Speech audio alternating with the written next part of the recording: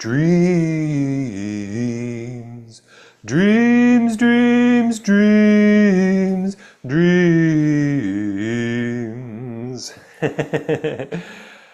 I'll give you three guesses as to what tonight's topic is about. Any takers? You've got it. Dreams. Oh, dreams, dreams, dreams, dreams, just like the opening song. I hope that's how it goes. Pretty sure. I checked it out, the Everly Brothers. I checked it out just to make sure, but I hope I sang it in key or properly. Maybe at different octaves than they sang it in. I don't know. But anyways, thank you everybody for joining me. I do appreciate your time and attention as always, and I do hope to do you justice, service, and I appreciate you trusting me with your time. And so let's get into it today, especially since the last episode was a little bit longer than I thought. I guess I had a lot to say on that one.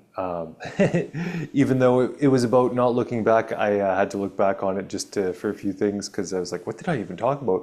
I forgot the title and I had to make a little thumbnail about it. So I was like, what did I even talk about? And it was about not looking back, and I was going against my own words and looking back.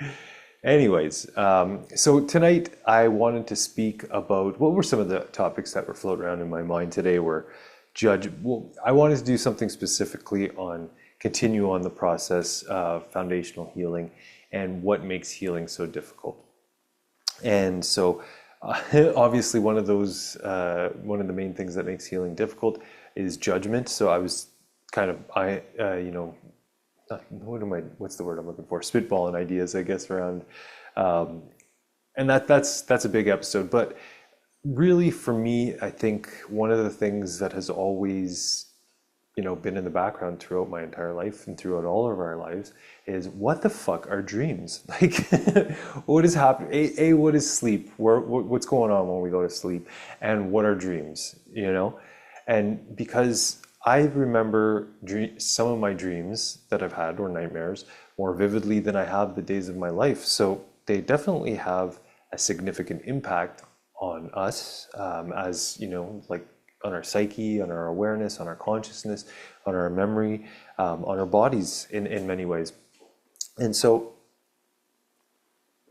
it's something that's always fascinated me, always intrigued me, kind of weirded me out in ways, kind of frustrating sometimes. Like, you might have frustrating dreams or nightmares, and that's not always great. And so I think a lot of people on spiritual journey start looking into dream interpretations. Went down that I guess rabbit hole a few years ago, and checking out the spiritual meaning of certain things or symbolisms in your dreams and all that stuff. And I never really found anything that made sense to me. Something that was not quite, it was like getting there, but it's all open to interpretation. Oh, dreaming about this means that. And there's entire books, and people have entire YouTube channels on it, and, episodes and all this stuff.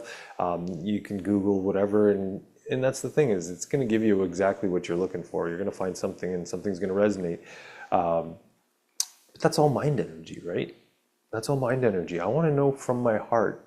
I want to know what exactly dreams are and why they're such a big part of our lives. Like even that Monsters, Inc. show. Revelation of the Method, anyone? I've never actually watched the full movie because I'm not really into those cartoony movies, and I think that they're probably filled with more propaganda and mind control than other movies, and all specifically aimed at children, even though... But a family member was watching it recently, and I'd kind of heard different people talk about it and things like that. And so as they were watching it, I kind of dipped in and watched little parts of it, and I was like, wow.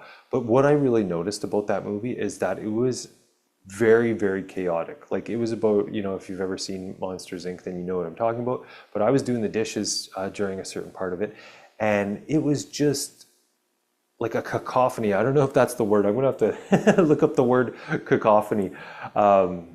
But it was just horrible sounds. Like, it's these monsters scaring kids in their dreams, and they're, the music that's playing in the background, and these, screaming children, and these monsters making these sounds, and the whatever they had, the type of music, whether it was a symphony or loud clatters and all this stuff going on in the background, and like you just don't realize how, I guess, dysregulating that crap is to your nervous system. So cacophony, jarring, discordant sound. Yep, the use of harsh or discordant sounds in literary composition.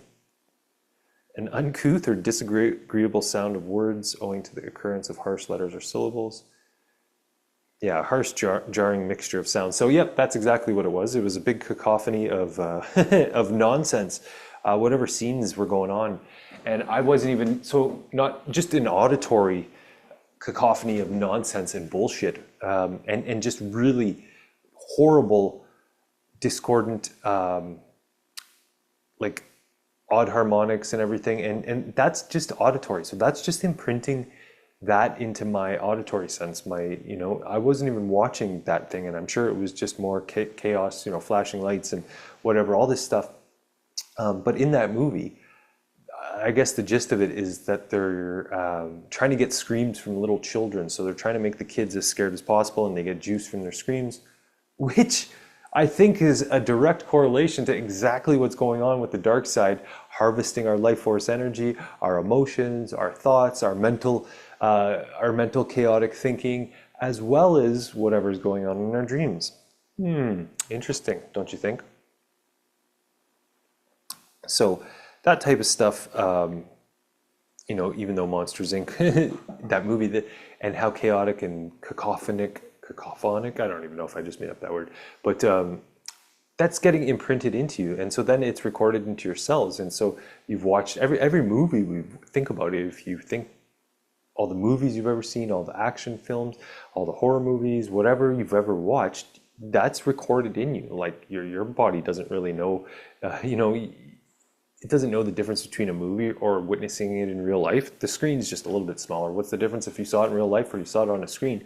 You still saw it. You still heard the sounds. You're still imprinted with it. And so that's the danger of watching all those movies and everything, because it just imprints us with a whole bunch of stuff that really does not need to be in our psyche, in our body, in our epigenetic recording system. And it's just created chaos in our DNA and in our lives and in our memory, and all that stuff comes back up.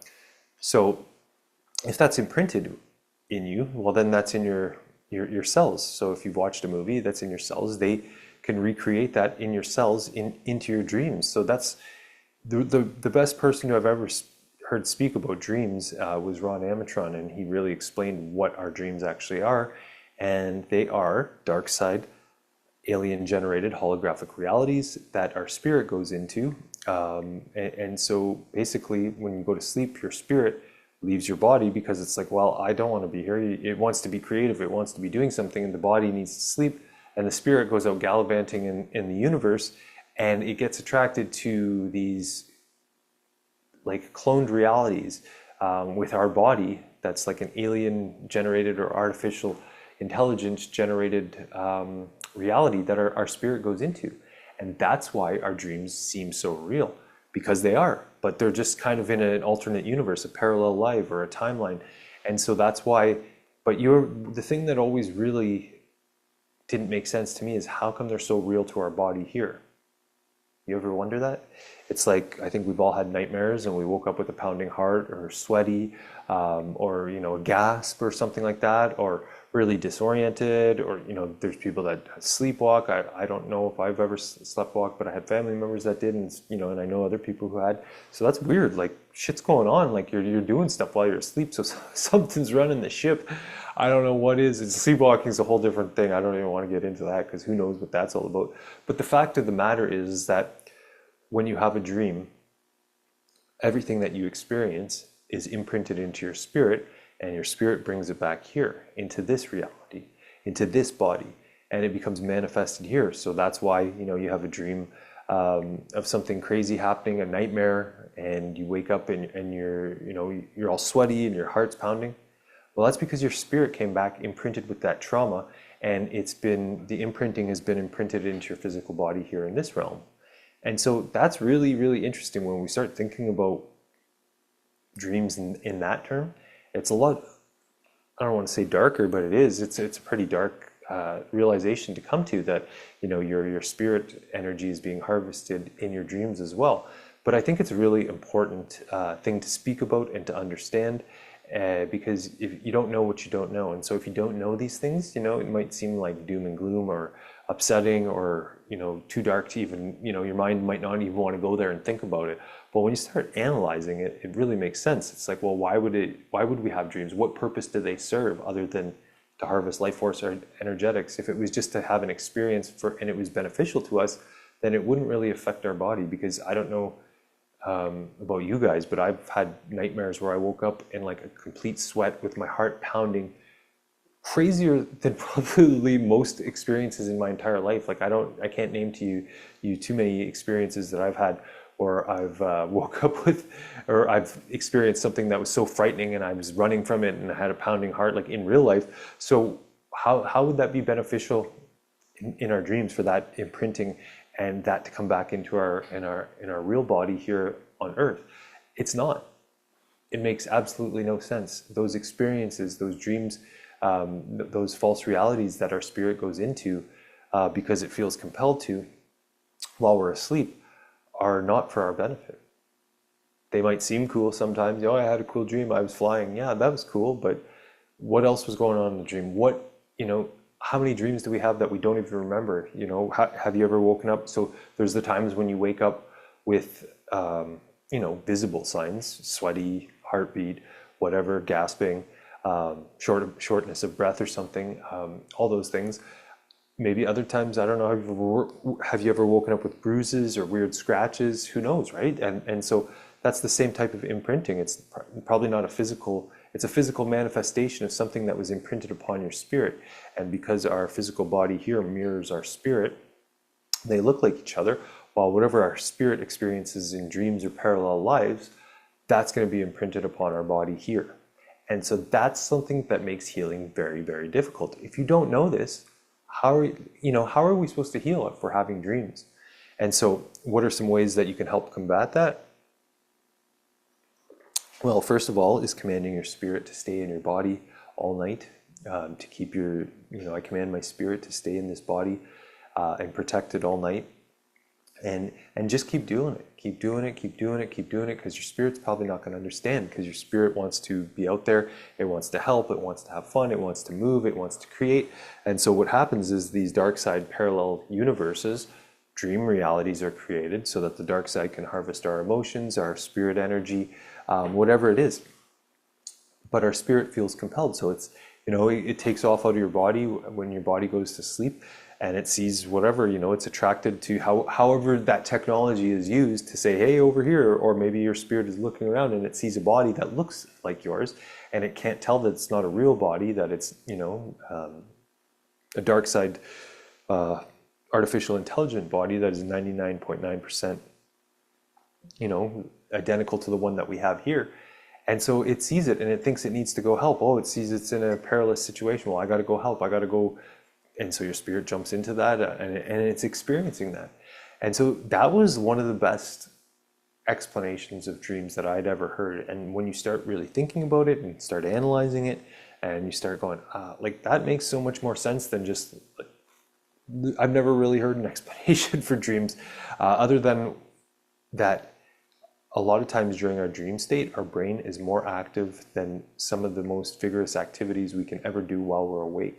So that's how powerful our dreams are. They're literally, and I don't know all the how that all works, but I remember Dr. Persinger, my psychology teacher in university, talking about that, and he was showing I guess like a seismograph or an EEG or EKG or whatever it is, and the brain activity that actually goes on when we're dreaming, and that's why it's probably like if you dream you're flying and that whole sensory experience, well, who knows how much brain activity that takes, right, for that experience. So it can be like he showed two different graphs, and the average person in their daily life and their brain activity compared to the brain activity of a crazy dream was just astronomically different.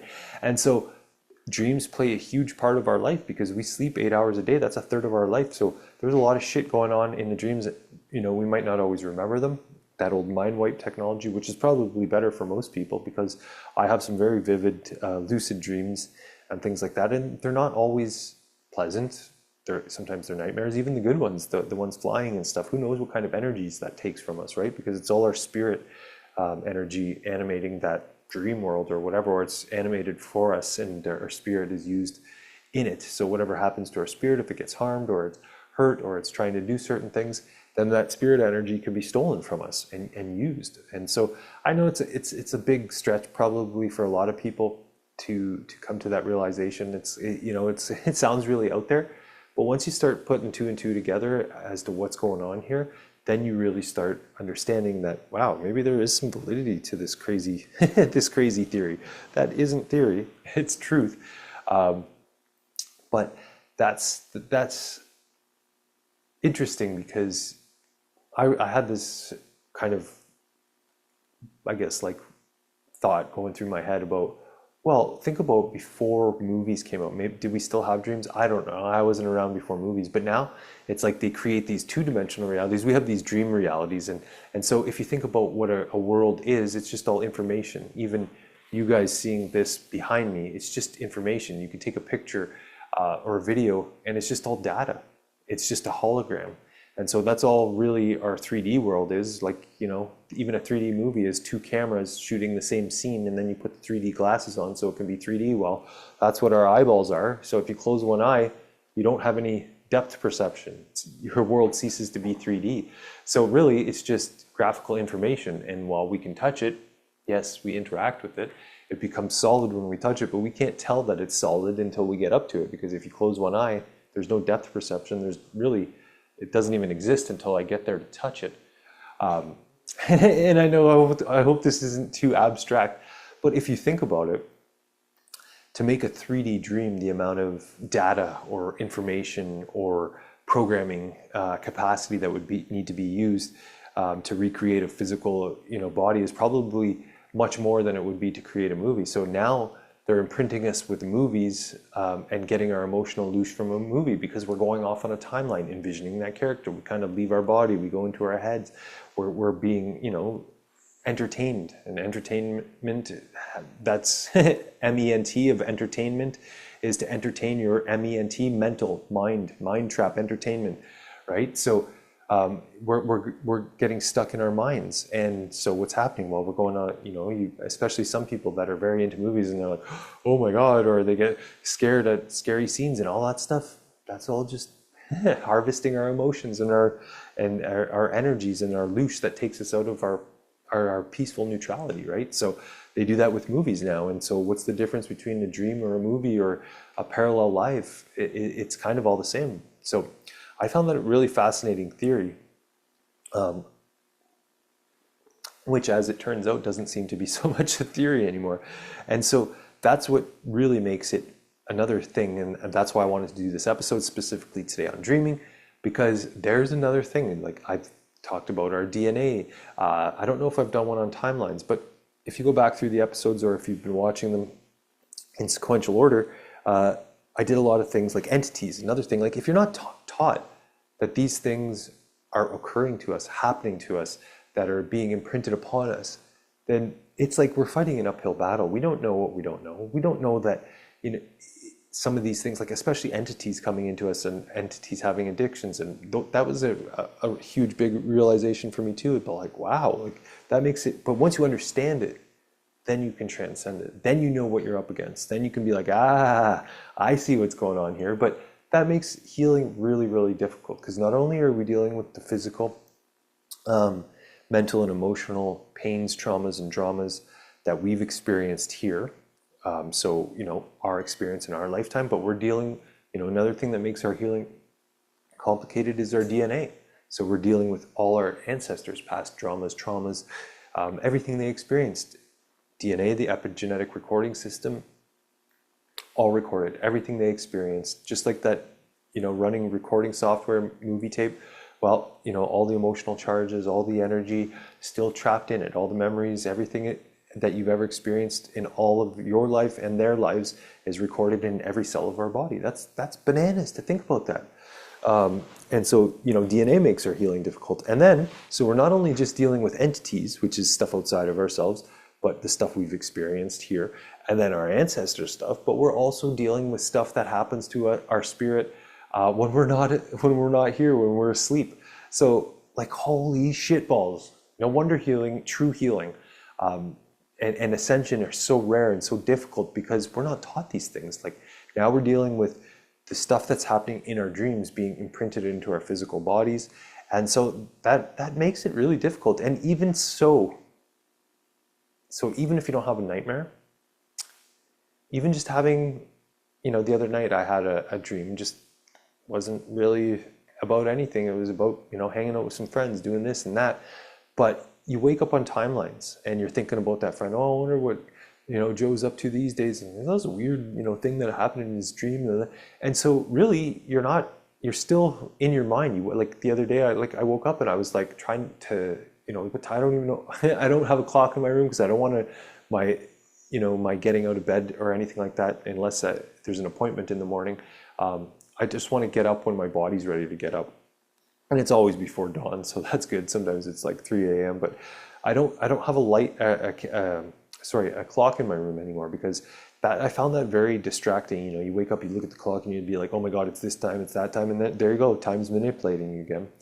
But I wake up and it's like, I'm kind of falling in and out of lucid dreaming or whatever and sleep. And it's like, I just want to get up if I'm meant to get up. Sometimes we wake up from a dream and it's like our body's not ready to get up, but we're awake. But that puts us on timelines, even if we didn't have a nightmare. So, I wake up and I'm thinking about this, and I realize I've spent like 15 minutes thinking about this person that was in my dream, wondering what that was about. That was weird. Why did they say that? And like, think about how big of a waste of time that is. Our precious now moment being wasted upon some stupid fucking dream that I had. And why are we having those dreams? For no other reason than to get our emotions and our energy stolen from us while we're asleep.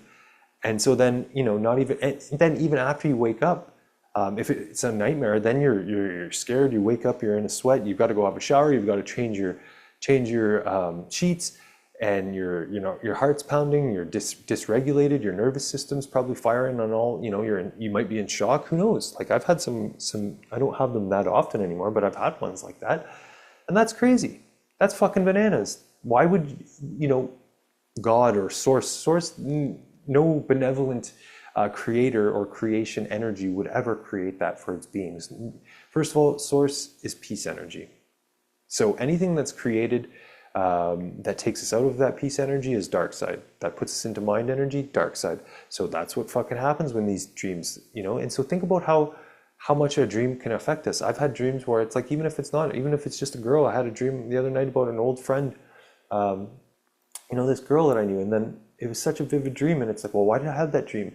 And even though I do the mind to heart drop and I command my spirit to crash those timelines, and I'm trying to do things to get out of that, it's like she still keeps popping up into my mind throughout the day. Oh, like, well, I wonder whatever happened to her. I know that she didn't like the things that I said about the pandemic and this and that, and she unfriended me. I wonder if I should reach back out to her. Why? Because she was in a dream? Like, I would have never thought about that fucking person that day.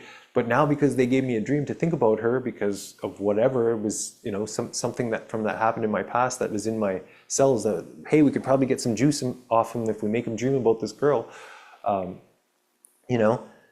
And so now my day is being sidetracked. My beautiful now moment of creation is being sidetracked by my dream.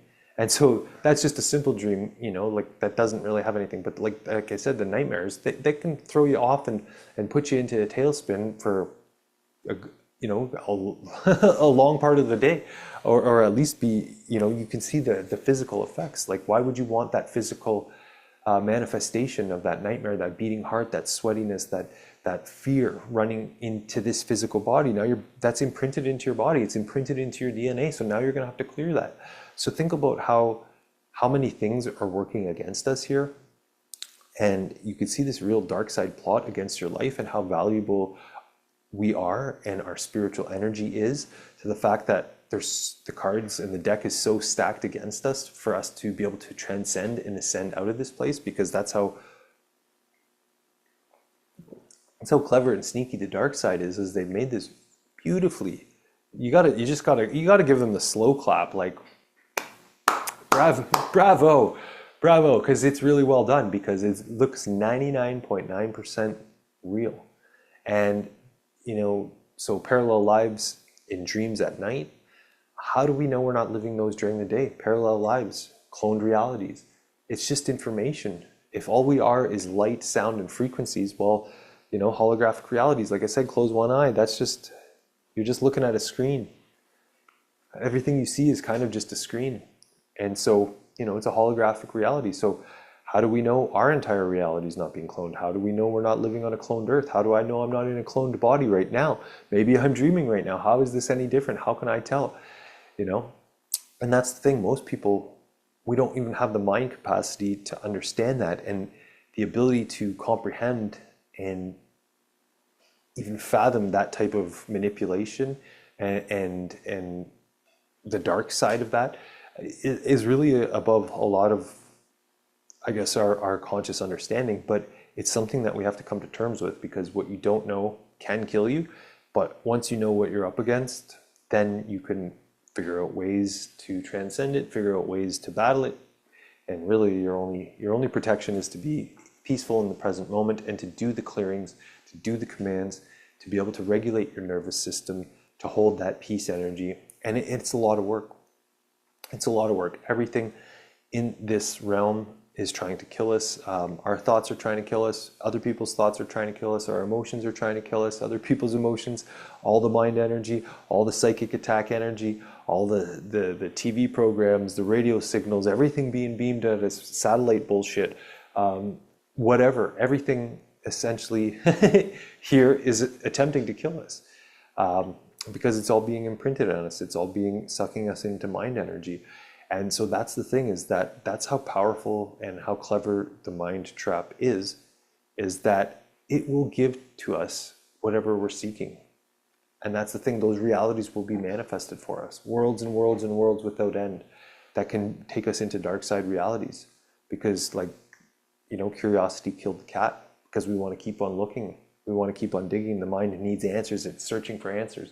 But Jesus never said that. He never said, keep looking outside of yourself. The kingdom is within. Be ye as children, which means having perfect faith, not being hooked up to mind energy, not being followed like the fish hook and getting pulled into these dark realities. And that's the thing, is that it's really difficult, because perhaps in the Bible it says, thou shalt not, I forget what the quote is, thou shalt not eat from the tree of knowledge of good and evil, or whatever it is. And well, if you think about that, look at the symbolism. Oh, I don't have the, this is an Apple phone. I don't know if you guys can see that. There's no, oh, never mind. It's covered up. But the symbolism behind the Apple phone, all the knowledge at our fingertips, it's the apple, Adam and Eve, the apple, eating from the tree of knowledge of good and evil. That's getting you stuck down into duality, into judgment. And think about it. That's like, if we think about what the World Wide Web is, web, the internet, net, web, those are things that capture us, that we get stuck in. Spider web. Well, what happens? You get stuck in a spider web, or unsuspecting passers-by, flies, or whatever bugs get stuck in that, and they're trapped, and then the spider comes and devours them. Well, that's basically what the internet is. That's what the World Wide Web is. Why do you think there's called web spiders, web crawlers? And they make it seem so innocent. They call them cookies. They're tracking devices to keep tabs on us. And so that's why the internet was designed to hinder ascension, because they're just going to keep producing the information. They're going to give you what you're looking for. You can search up, there's multiple search engines, there's all this stuff. We have all the knowledge, seeming knowledge at our fingertips, but that's all within us. We have source energy within us. That's what our spirit is. Why do we need external devices that just haul us onto timelines? Now we're hooked up to that reality. Now that's part of, we have all that energy, whatever we watch imprinted upon us. Now we're on that timeline. Every thought we have creates a timeline. Everything we watch creates a timeline. We're hooked up to all that energy. You watch the news, there's bombing in a different country. Now you're hooked up to that timeline. You're receiving all the energy of all the other people that are on that timeline. And it's very, very detrimental. So that's why so few people have ascended out of here, is because they don't really get it. and it's really difficult. And I didn't really get it. I'm just learning to get it right now. I'm processing it. I'm working through it in real time with some of the people that are following along. Some people might never get it. Some people aren't people. There's a lot of people out there that we see that are probably just human clones or just AI generated holographic imagery or synthetic bodies. We can't tell. Most of us don't have the conscious awareness and the ability in our bodies, because the aliens that created us took out that capacity for us to see them, to recognize them, for most of us to understand, what's really going on. So the average person, like, I remember I had a great uncle. He couldn't tell the difference between me and my brother. Me and my brother, we look a lot alike. Yeah, you can tell we're brothers, but we're not twins by any stretch of the imagination. We do look alike. We can tell that we're related, but we're not twins. And like, he couldn't even tell the difference between us, most of the time if we walked out. So if some people can't even tell the difference between two different people, how are the most people going to tell the difference between clones or people that aren't human or aliens or entities or whatever's fucking walking around here? Sometimes you can't really tell. So if we just think everybody here is humans, and this isn't to dehumanize others, because I know that that's a dark side plot as well that they use very cleverly. But I'm telling you right now, there's a lot of stuff going on out here that you can't tell, that there's things masquerading as humans that aren't humans. And so, whether they're AI robots or just dark beings without souls and no heart, well, not everybody has the ability to see those. We just say, hey, there's another person, but they're not people. So reality is much, much different than what we've been taught and what we've been told, and dreams included in that. And so true healing, really getting our spirit back into our bodies, clearing out our epigenetic scarring and emotional traumas, genetic cellular memory. Nobody taught us that. Who the fuck did you ever hear a doctor tell you that you need to clean out your epigenetic scarring, you need to clear your genetic cellular memory so you could get the fuck out of here, like Jesus taught? Did emotional body clearing so that you could integrate all of your spirit into every cell of your body so that you could ascend out of this dark side created universe? Nobody ever taught us that. We didn't even know that was a fucking option. We didn't even know that we were supposed to do that. So that's, dreams, very difficult. I'm still working on it. I'm still working on timeline crashing my dreams and figuring out how not to dream. So if you're one of the people that doesn't dream or doesn't remember them, good for you, because you don't want to remember them. Because then you just wake up with, like me, on timelines thinking about stuff that really has no relevance to creation, and it just takes us sideways. You wake up in the morning and you're like, what the fuck was that? And then it takes you like half hour, whereas like if you didn't have a dream and you didn't have to have that conscious awareness of it, you just get up and go about your day instead of having to crash timelines and work through all that darkness and whatever might have been imprinted upon this physical body, who knows, right? So it's something to ponder. I would really love for you guys to share any questions, comments, or suggestions, or your interpretations of these types of things. But I guess similar to, I was wondering a little bit about this, if there is a way to interpret our dreams, I guess we can use them. It's no different than a trigger in this life. So when something triggers us in this life, it means that we have blocked energy, right? So our triggers are our gifts. Our triggers are our gifts. The English language, A-R-E, and our. The triggers are our gifts. But so perhaps in the same way that, triggers in the real world can be our gifts, so can our dreams, or our nightmares, or whatever things that we have to overcome. So if we have a recurring nightmare, well, then maybe we have some blocked energies around that. And that's the thing, is I don't want you to read too much into your dreams, or to let your mind take you sideways like mine did for so many, trying to interpret dreams, like I did for a couple of years. And because it's really just, it's your mind taking you sideways from creating in your life, looking for meaning where it's not there. That's the thing, is that's what they want us sidetracked into, mind energies, looking for meaning, looking for, trying to justify this, trying to understand that, trying to figure this out, trying to puzzle this, when really it's just distracting us from being present in the moment and creating with the beauty of the divine. Because when you're, thinking about a dream that you keep having, it's like, well, trying to look for a meaning behind it. Well, it's just blocked energy. So timeline crash it, figure out whatever the dream is that you're having, if it's, like fighting with somebody consistently over and over again, while you have blocked energy in your relationship with that person, your body's trying to bring it forth to clear that out of your DNA. So figure out whatever is necessary, whatever modality works for you, whatever clearing works for you, commands, all that stuff. Figure out what works for you to get, to overcome that. And it really, I mentioned briefly on this show before, like the commands, you have to get into your cellular memory. You have to get deep down into that hard drive, because there's a lot of passwords, there's a lot of protection in there, a lot of mental blockages to getting deep down into that cellular memory to really release things. And I know that things come up in my life that, I thought I released, and then something will happen and you realize, I didn't really let it go. I thought I let it go. And then, until something happens and it, is staring you in the face again. And then, you realize, okay, maybe I didn't really let it go. But you have to get deep down. That's why the loving it out of your life exercise. And I don't know if I've done an episode on it before. I've talked about it on other people's shows, but loving it out of your life and saying, and doing like this negative affirmation about, like, say you had cancer, and saying, I love my cancer. You have to come into oneness with it, saying, I love my cancer. I love all the things I might have talked about on the last show. Say all the things that your mind doesn't want you to say, so that until you break down and you start crying about it. And that's when your body and your cells are open to it. And then you can transcend it, because you've come down and you've come to terms with it. You've come to oneness with it. That's what you have. This is where you are. You're coming into oneness with it, rather than denying the fact that you have cancer. You're coming into oneness with it. And that's the only way you can transcend it. And then you can command your spirit and cells to kill the cancer within you, because you've come to terms with it.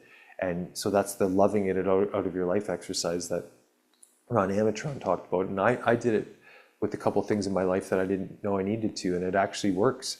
But you have to get it out at that, that somatic, genetic, cellular level. Otherwise, it's like taking the icon off the desktop. You're not going into the hard drive and uninstalling it. You have to really uninstall it from the deep down, from the depths of your DNA.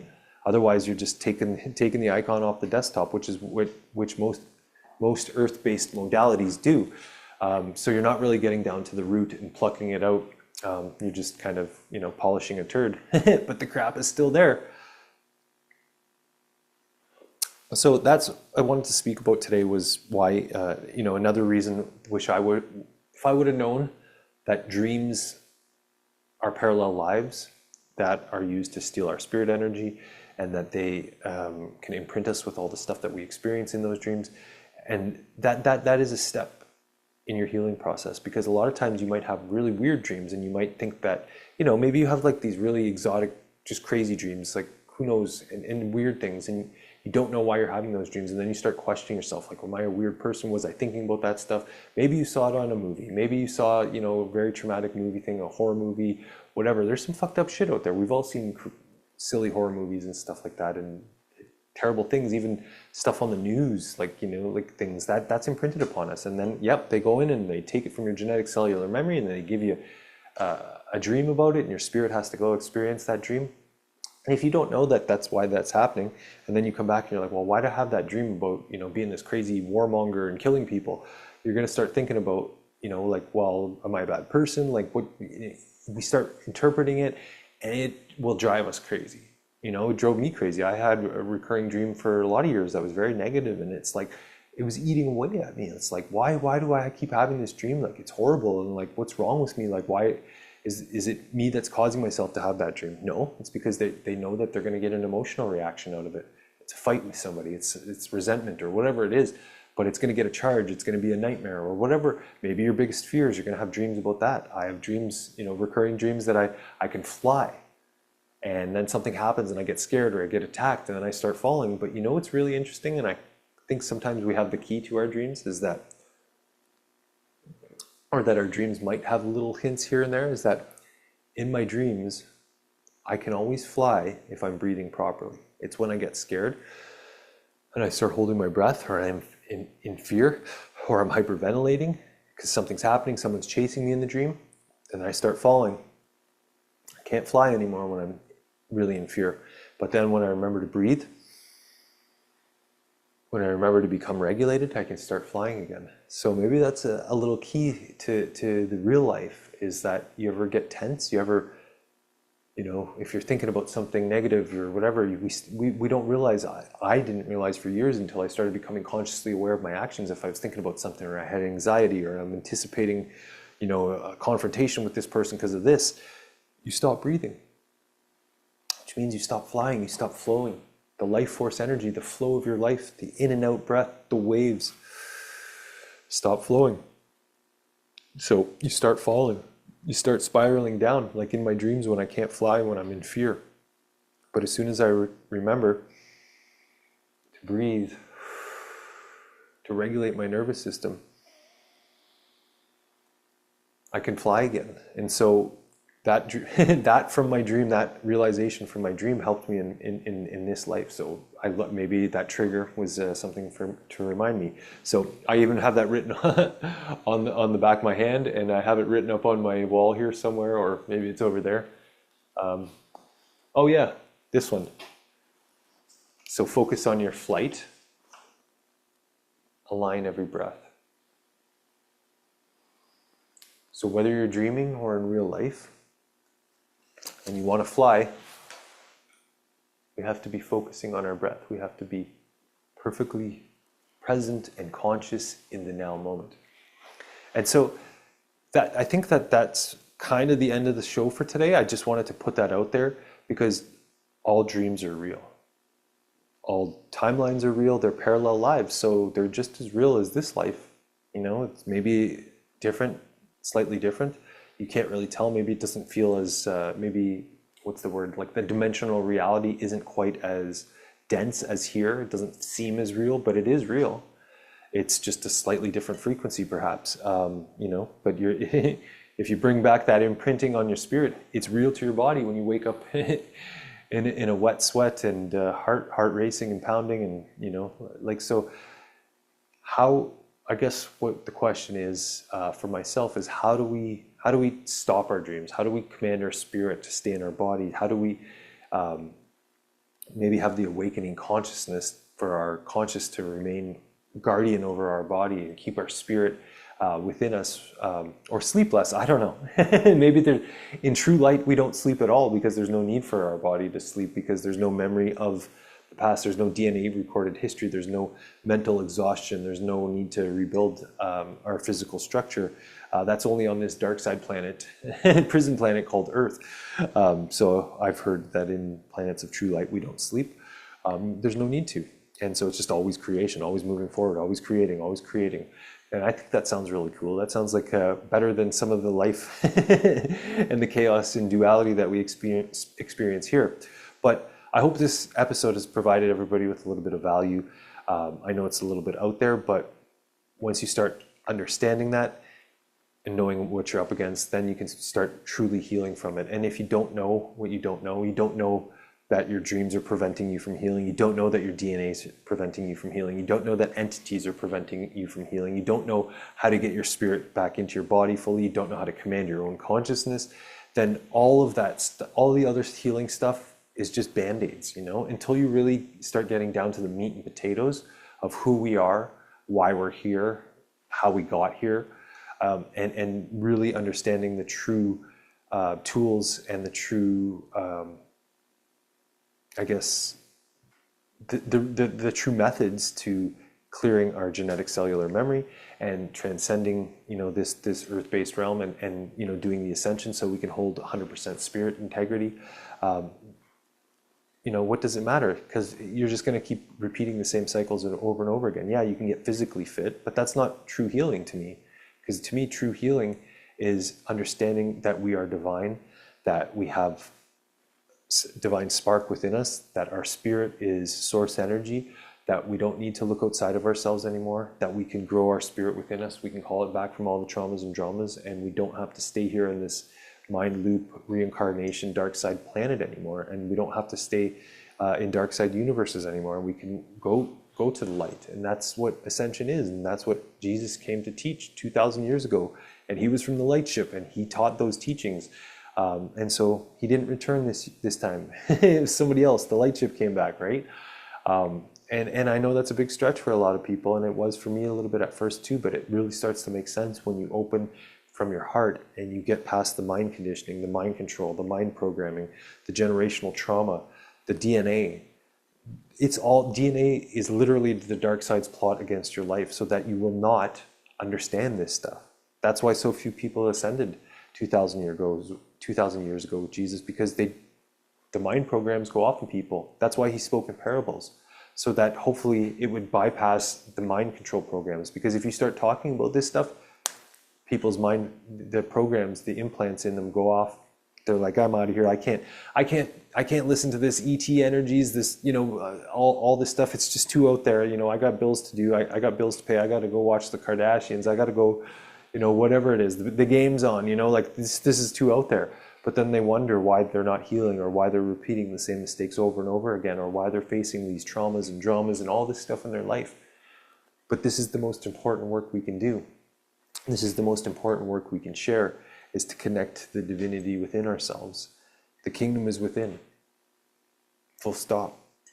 And how do we access the full kingdom? How do we get our spirit back? How do we grow our spirit? How do we hold 100% spirit integrity? Well, that's the journey that we're sharing together through, the clearings, through the commands, through living in peace energy, through deep breathing, through getting your energetic blocks released, through somatic cellular level removal of this stuff so that it no longer bothers you, so that you can maintain peace energy.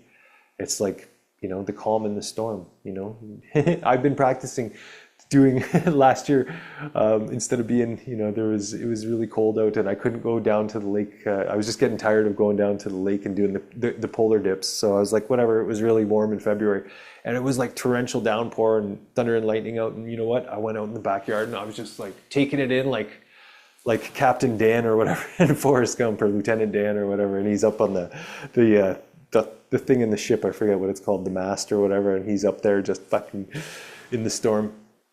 And that's what I wanted to do, is just be the calm in the storm. No matter what's going on in the outside world, to maintain that peace energy within, that's what we have to be able to do. And I think that's, I'm not a Bible expert, but I do like the topics about, the topics in the teachings of Jesus in the storm. And there's that parable about when they're on the water, and Jesus calmed the storm or whatever. And it's a metaphor for, no matter what the chaos is going on in the outside world, no matter what you see on the news, no matter what's happening in your field, to just hold that peace energy, to know that you are creation, and that unflinchable, unshakable peace in any circumstance, any situation. That's what we're working towards. And I, by no means, am an expert at it yet. I'm still clearing off my anger management issues, my past DNA stuff, all my past, all my ancestors' past. I'm still working through it in real time with you guys. But that's what we're working towards, to clearing it so that we can hold 100% spiritual integrity in every cell of our body, so that we can do the ascension, so that we can leave this realm with our body. That's the gift you give to your body. That's if you love your body enough to do the work, to say, hey, something's not right here in this place. I've been looping here for way more than just this lifetime. Your body genetics have been here a long time, from people from anywhere from 30,000 years to 100,000 years. So your body wants to get out of here. It wants to clear all this stuff. It brings up all these scenarios. It's not karma. It's your body bringing up these issues because there's judgments and blocked energies, probably from your ancestors. So it's encoded into your belief system, but that's what we need to heal, to release those judgments, to release the emotional charge on it, so that we can get out of here, so that we can be in peace energy, present in the moment, unshakable peace in any circumstance, in any situation. And that's really difficult to attain, especially like everybody's got a different hand. So, some of us, that's why another thing I wanted to share was, don't beat yourself up and don't compare yourself to others, because you don't know, you see somebody else out there and they're selling some book about how you just got to do this or you just got to do that. That person is a program. That person does not have your life history. They do not have your DNA history. So that's why so many people make, off the law of attraction, the thoughts control your reality. That's all true, fine and dandy. But if they don't tell you that your entire epigenetic recording history is in your DNA, and that you need to clear that before you can manifest better thoughts in your reality, then you're so far up the creek, up Shit's Creek, great show, by the way, that book that you buy or that tape that you go to or that seminar you do isn't going to help you, because that person might not have the same person might not even be a person. They might just be a holographic generated image here to piss you off, to put you in envy, to put you in want by the dark side, to take your emotional energy, to take your hard-earned money. That person is probably just a program. It's working perfect for them because they're just a program. Literally, they probably don't even have a spirit or a soul. They might not even be a real human. They might be a clone, or they might be a program here just running that program, and it's working for them because it's a program. That's all it is. They might not have the DNA history that needed to be cleared. They might be a drop-in, a walk-in, an alien, right? Selling this thing with this lifestyle and this image that you try to attain, but it's impossible for you to attain because your DNA history would never allow you to even have those thoughts because you have so many blockages. So you'd have to work through all that stuff first before you could even get to that level. So that's why, like, envy or looking for other people's programs for them to work for you. I tried all that stuff and it wasn't working for me. And now that I start learning some of this stuff, it's like, well, no wonder it wasn't working, because there's so many blockages. There's so many things, and everybody's, like, we're all climbing the same mountain, but some of us are starting from way down at the bottom of the pit, and maybe some people are starting from halfway up, depending on, how much information and stuffs and traumas and dramas are stored in your DNA. So don't ever compare yourself to other people or get into envy or things like that, because that's an easy thing to do, with the whole self-help movement, and it's a big industry, right? So, but it's all playing to ego, and it's all selling images, and a lot of it doesn't really get into somatic cellular level healing, and where it's stored and all that stuff. So it's like fighting an uphill battle. But anyways, so that's what I wanted to talk to today about dreams and why it makes our healing journey difficult. So thank you guys so much for tuning in. I really appreciate it. I don't know what the next episode is going to be about, but if you guys have any suggestions, please let me know. There's just so much to talk about, and but I really appreciate you guys being here, and I do appreciate, as always, your time and attention. And I hope this was good information, informative and useful. And so crashing timelines, doing commands to command my spirit to crash timelines, especially if you wake up from that. And so what I do, I'll leave you with this just at the end, is what I try to do is I try to figure out what the root cause of that timeline in the dream was. So, maybe if I have the recurring dream of falling, well, maybe that's fear. It's a fear base. So I command my spirit. You want to get rid of the emotion that's in there. So I command my spirit to crash all timelines in space-time associated with fear of falling or fear of heights or fear of whatever it is, and really get into it and allow, do the mind to heart drop, command your spirit to clear your energetic bodies, command your spirit and body to heal, balance, and align all of your chakras internally first before you do the timeline crashing, because you want to be integrated, command your spirit to remove anything from your field that is not authentically you, and call your spirit back to you, call your light back to you, all your spirit fragments and light fragments, call all of you back to you, command your spirit to disconnect from all parallel lives. You want to do all that before you crash those timelines, because you want to be fully here. You want all or as much of your spirit that you can possibly call back to you in your body, connected to your cells. That feeling when you do the mind to heart drop and you can feel that tingly sensation throughout your whole body and field. That's the state you want to be in. You want to be in a very relaxed, cool, calm, collected, as a matter of fact, very just simple, relaxed way when you're doing the timeline crashing, when you're commanding your spirit to crash those timelines in the space-time associated with that, and commanding your spirit to come back from all those parallel lives and false realities.